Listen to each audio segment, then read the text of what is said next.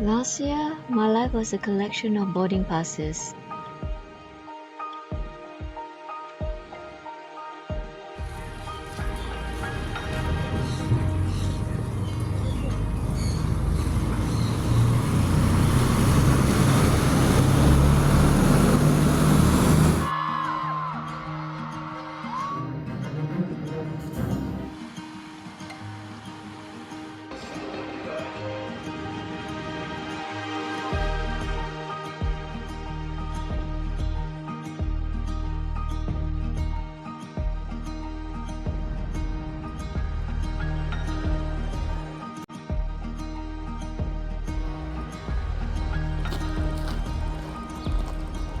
Kuala Lumpur was simply a departure point, a place I worked in so intensely that I had to fly away to find peace.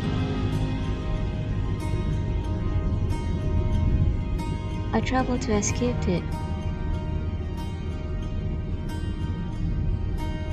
I've touched down in 58 countries, but many of those trips weren't just about being there. They were about not being at my work desk. Travel was the interval between the long hours of a corporate career, a brief, beautiful breath of air before diving back into the 9 to 5. I was moving constantly, yet I was always tethered to the life I was trying to outrun.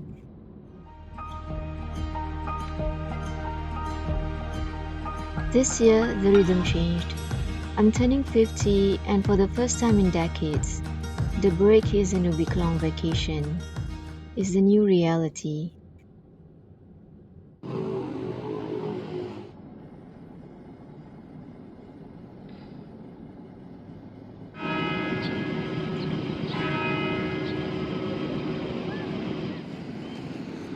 I've stepped away from the corporate world. It's a strange, quiet threshold to stand on. After years of defining myself by my output and my title, I'm finally figuring out the next me. Last month, I found myself back in London. I've been there many times over the last 15 years. It's my favorite city, the one place that always feels like an old friend. But strangely, in all those visits, I never did the one thing every tourist does. I never took a photo with Big Ben.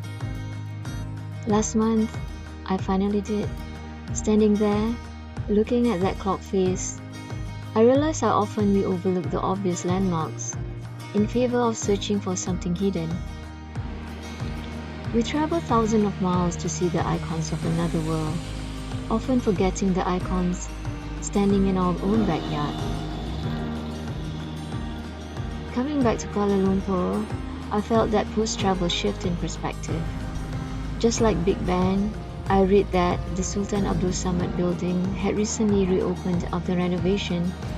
It's a building I've driven past hundreds of times, a silhouette I've known my whole life. But as I drove past this time, I saw it differently. I saw crowds of tourists, people from all over the world, marveling at the copper domes and the moorish arches. It hit me. They knew something I had forgotten. They were seeing the magic in my ordinary. The place feels familiar, yet entirely unfamiliar.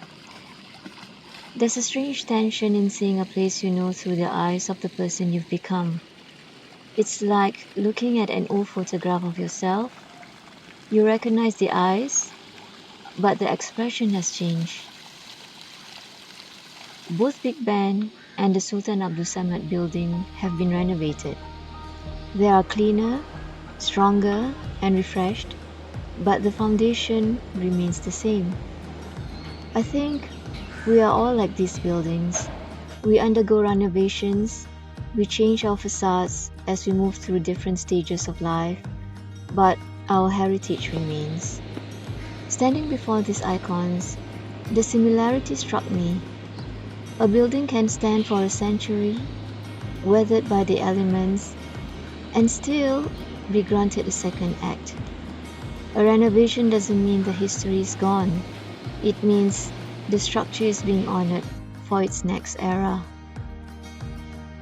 I look at these buildings and I see myself. The facade remains, but the interior has been gutted and rebuilt. For decades, my identity was a shape dictated by the organizations I served.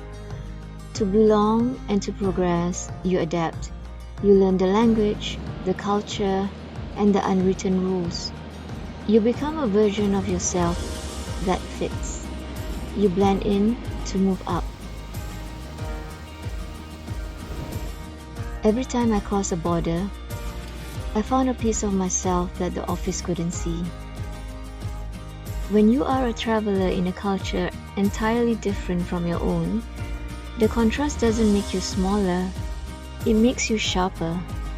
In the workplace, we often seek belonging by being the same. In travel, identity is enhanced by the difference. You become curious about their world, and in turn, you become more certain of your own.